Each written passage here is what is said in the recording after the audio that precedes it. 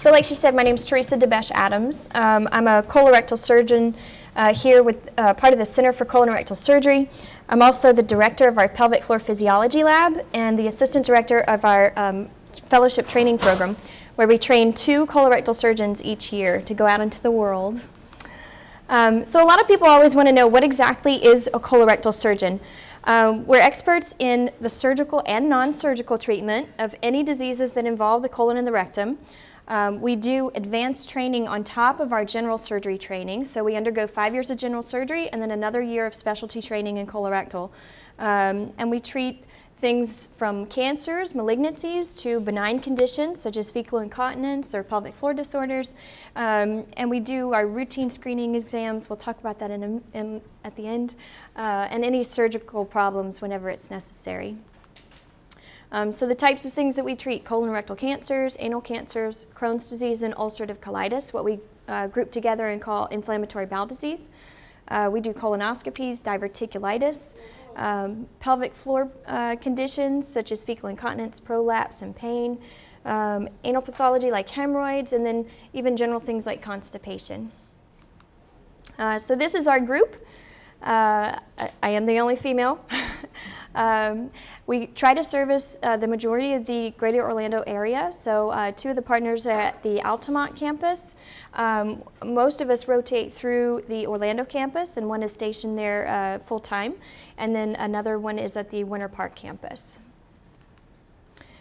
So fecal incontinence, what exactly is that? It's the unintentional loss of gas, liquid, or stool, or solid stool. So anything that slips out unintentionally, and we usually say that it lasts for more than a month before we can call it a chronic condition. So the median age of onset is somewhere around 50. 50 is going to be an important age today. This is kind of the tipping point, okay? So that's usually when patients start to notice some of the symptoms. And then the prevalence when you're earlier than 50 is probably somewhere between 5 and 10%. Most books will quote around 7%. So it's still pretty infrequent. But once you get over 50, that risk increases to about 20%. It goes up even higher in patients that are in the hospital, probably around 30%. For patients that have home health nursing, so some kind of chronic condition that requires some extra help at home, that risk goes up to about 40%. And then for patients that are in nursing homes, it goes up to about 50 to 70%. So you can see that this afflicts a lot of patients. So is that an infection? We'll get to it. Yeah. So unfortunately, this is the elephant in the room. It's something that nobody wants to talk about, but it is a very real problem. So it's probably a little bit more common than you think. About 18 million adults in the U.S. are affected by it.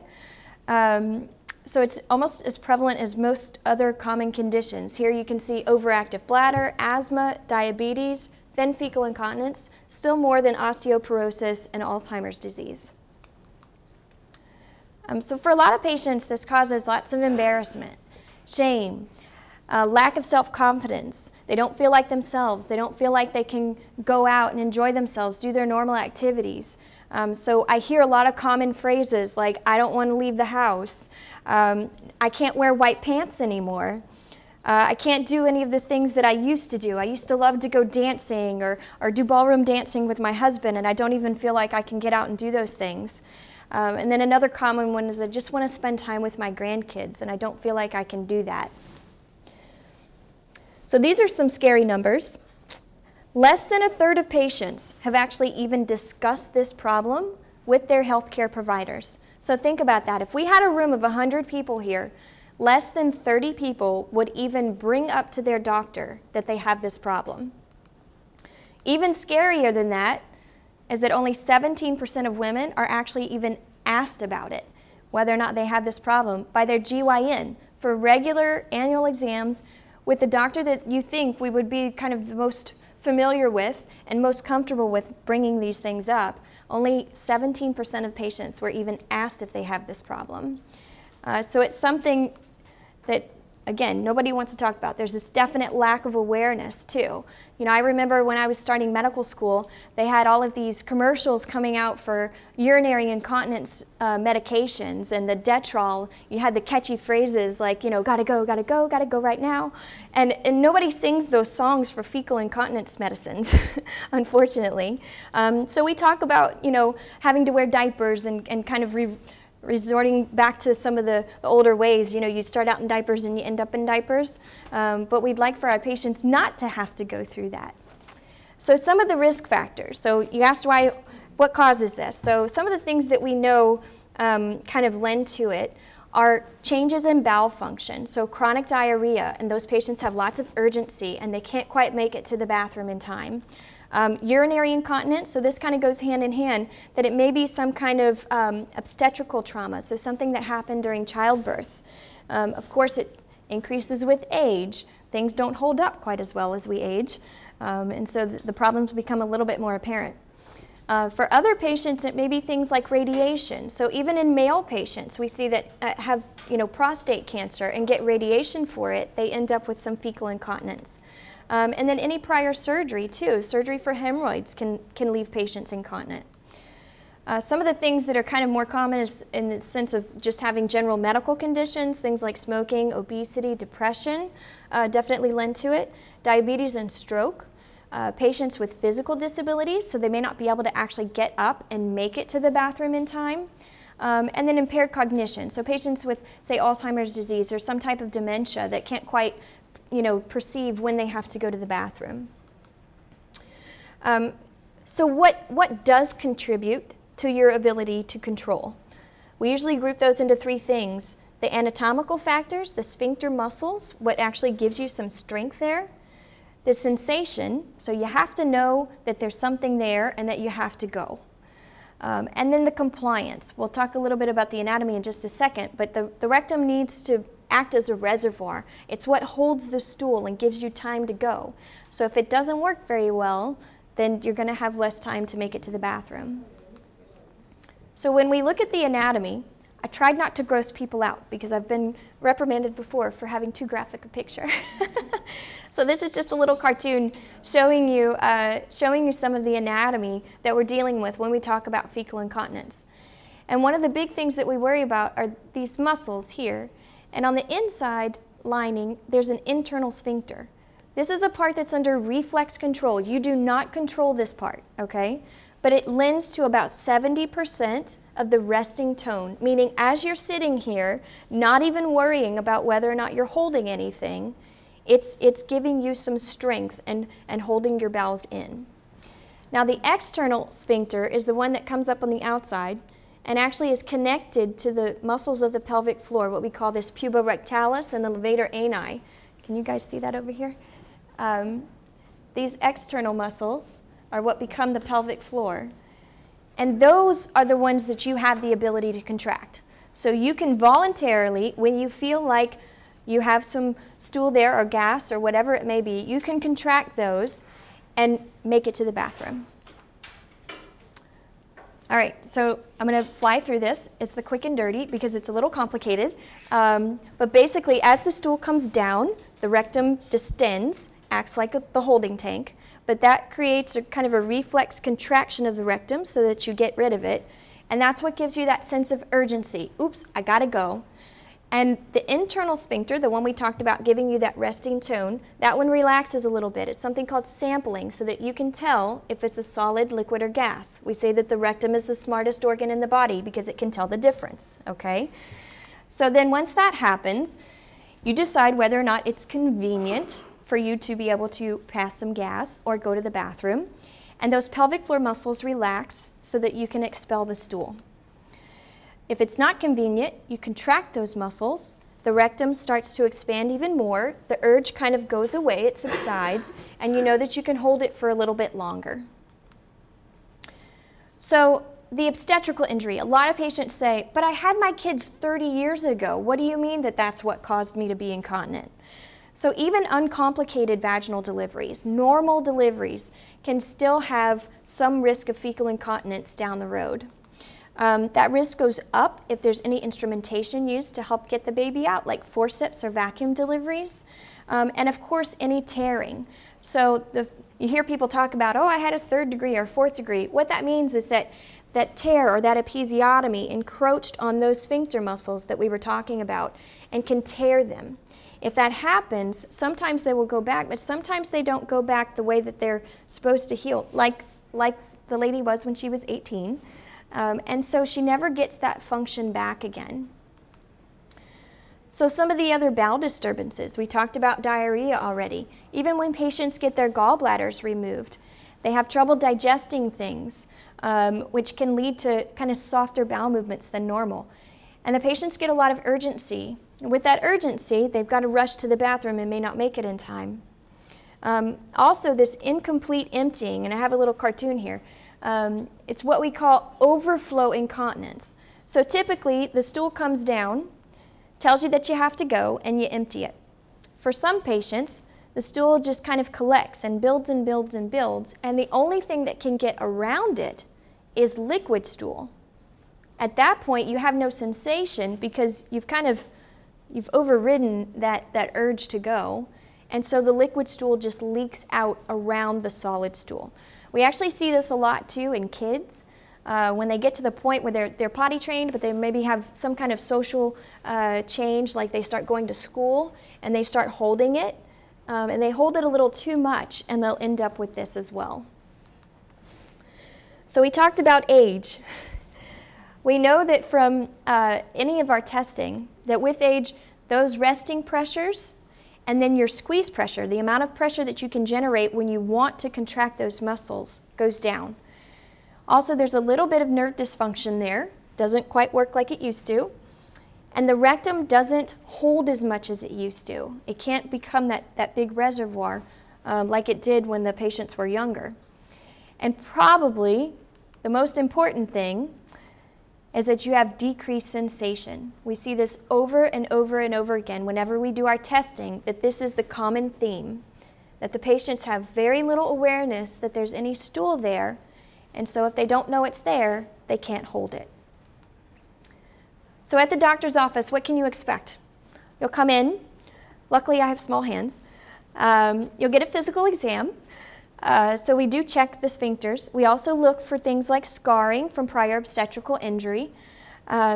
We go through a series of questionnaires. So the things that they'll talk about are different quality of life measures. How much is this affecting your life? How do you feel about it? Is it limiting your daily activities? Are you staying at home because you don't want to go out? We have other severity scores that look at how many times a day this is happening, a day, a week, a month, what the consistency of the stool is when it happens. So we get really a detailed picture of what's going on. We also have the patients keep bowel diaries, which, like I said, talks about the consistency, but we want to know what they ate too. So is it food that's affecting this? There are a lot of different factors that can change your bowel movements. And then any lifestyle adjustments. Are you staying? People avoid meals because they know that if they start eating, that it's going to start the flow of everything else and then they're going to lose control. So you find that patients avoid meals all day long until they're back at home, or any other coping mechanisms like wearing a pad or a diaper. So some of the conservative treatments, this is usually what we start with, right? We want to make sure that we try some things that might kind of get you better and be effective without resorting to surgery. So these can work in about 20% of patients, so it does make a big difference. Some of the things that we talk about are diet modification, some medication changes, and what we call biofeedback. And we'll talk about this in just a second. So some of the dietary modifications, we want you to keep a food diary. We need to know if there's anything in the kind of your normal diet that's affecting your bowel movements. A lot of things that we end up kind of coming down on are milk products. So some patients may be lactose intolerant but not know that they are. There are other sugars that are found naturally in foods like fructose that can cause the same problem. Fatty, greasy, or spicy foods, especially in patients who don't have their gallbladder anymore. These are the types of things that they can't digest. Things like caffeine and alcohol, we want to know what your intake of that is as well. Like I said, any skipped meals. And then we definitely want to know your fiber intake. So fiber is one of the best things for incontinence because it does a couple of different things all at once that can make it easier for you to control the stool. So fiber is meant to bulk up the stool. Now when it does that, if you can imagine for our patients who don't have great sensation, as that stool comes down, it's bigger in the rectal vault, which causes more stretching, which sends more of a signal to the brain that there's something there. The other thing that it does is it tries to keep the stool a little bit more compact. So instead of having really loose, watery stools, it can make it a little bit more formed so that the patients don't have leakage. Some of the medications that we use are simple things, over-the-counter things like Imodium. We of course want to watch the patient's intake of these because we don't want to result in constipation. If the Imodium's not really working well enough, there's a prescription anti-diarrheal called Lamodal that we like a lot.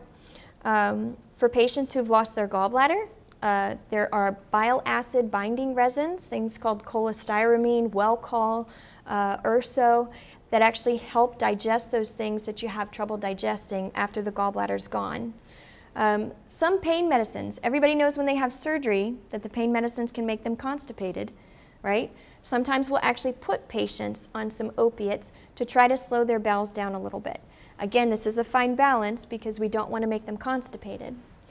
Now for those patients like we talked about earlier that have too much solid stool and have some of that overflow incontinence, they actually need laxatives. So it seems a little counterintuitive, but they're kind of retaining too much of the hard stool, so we need to get them softer so that they can go.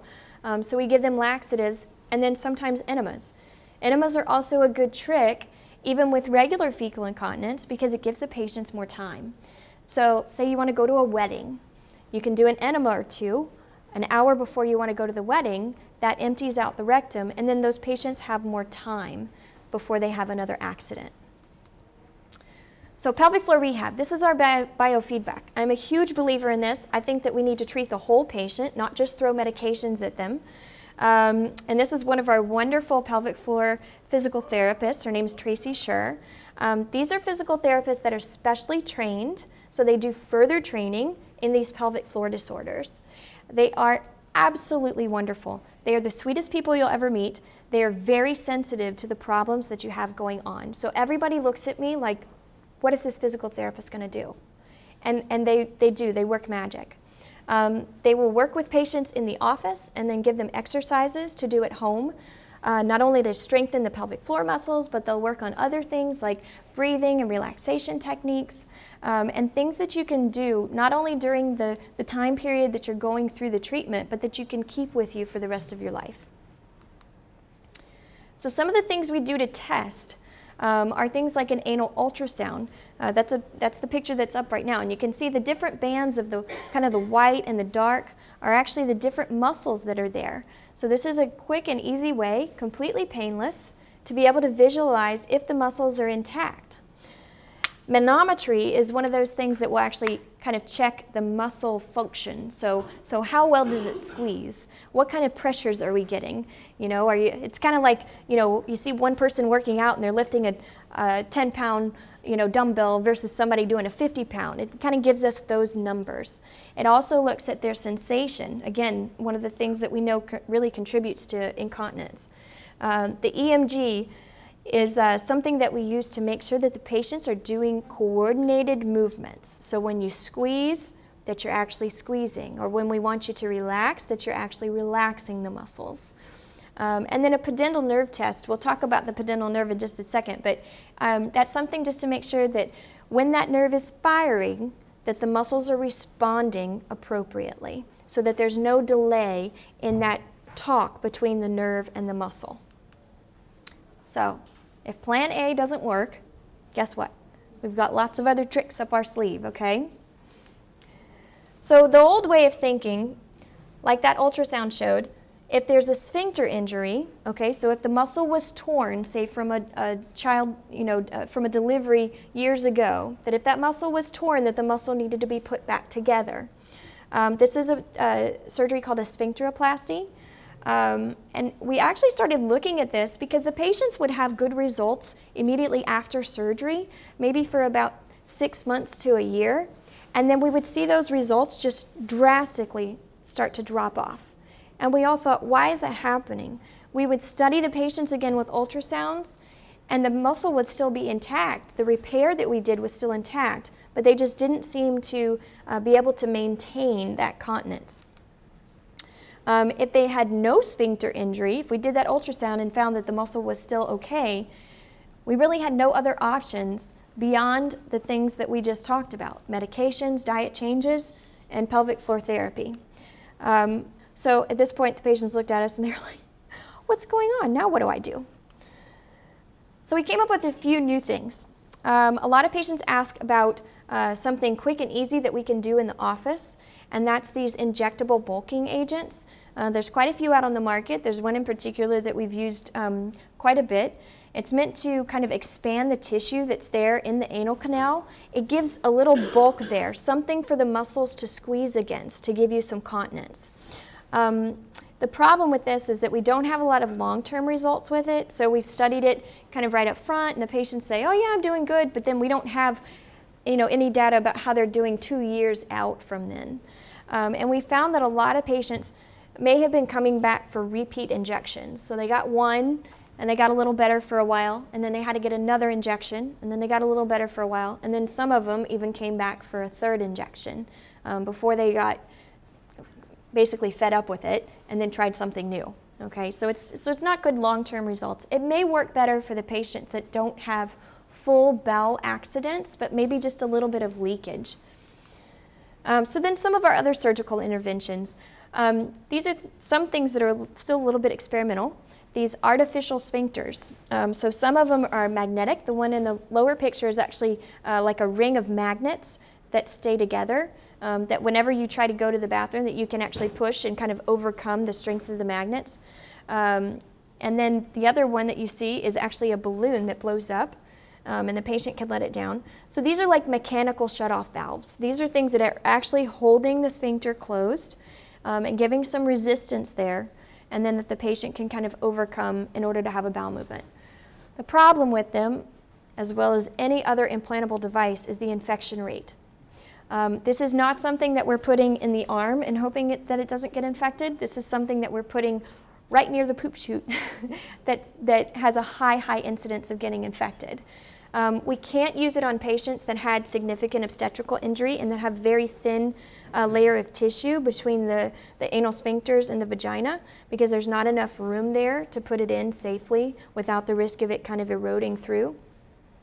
And like I said, it's a dark, dirty, wet space. So these things have a really high incidence of getting infected. Something that nobody likes to talk about, a colostomy or a bag. This is kind of a last resort. We reserve this as a last resort for our patients. But for some patients, this is a good option because it provides them with a better quality of life than if they're going to the bathroom on themselves all the time. Okay? So it is something that we try all of the other therapies first, and if nothing else is working and the patient is still so depressed about it and really not dealing well with the fact that they have fecal incontinence, that we can still possibly do. So what we're here to talk about today is my favorite thing. It's something called a sacral nerve stimulator. So it was originally described for urinary incontinence. It's actually been on the market and been used for about 15 to 20 years for urinary incontinence. We know that it's a very safe and effective therapy. We've had lots of studies from the urology side of things looking at it. So we know it, we trust it. But we noticed that a lot of patients that were getting it implanted for urinary incontinence, that their fecal incontinence was getting better. So what a great side effect, okay? A lot of the studies that were done were originally done in Europe because they had a little bit more laxity with their FDAs to be able to put this in as soon as they started to see some benefit from it. So we do have quite a bit of data on it. And we finally got FDA approval to use it for fecal incontinence here in the States about 3 or 4 years ago. What it does is it improves the communication between the sacral nerves, so the nerves that supply the pelvic floor, and the brain. It's like the crosstalk, okay? You can see where it's inserted. It's just kind of just above the buttock, So not actually near the sphincter or the rectum at all. So there is still, we'll talk about a slight risk of infection, but much, much better than some of those artificial bowel sphincters. So this is the device itself, pretty small. If anybody has a pacemaker, it's actually made by Medtronic, which is a company that makes the pacemakers, so a very well-respected, well-trusted company. And it's pretty small. So we actually put it in a two-stage procedure. So the first stage, you come in and get just a tiny little lead that gets inserted, go back to this one, right near the sacrum by these nerves that come off the sacrum. And so that little lead is going to stimulate the nerves that lead down to the pelvic floor. Now we leave that lead in for about a week or so while that stimulator is connected to an external box. It looks a little bit like a pager that the patients can wear, and now there's a new one that just came out that it's Bluetooth. So we see what kind of results the patient gets with that.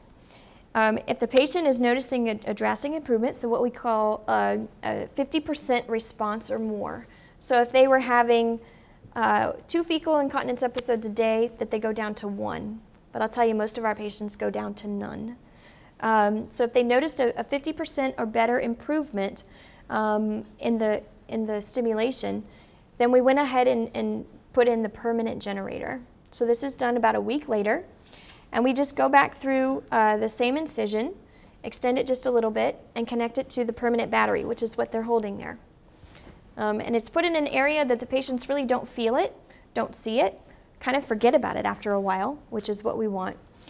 Some of the adverse events, some of the risk factors for it, some patients can have a little bit of pain at the site and a little bit of numbness.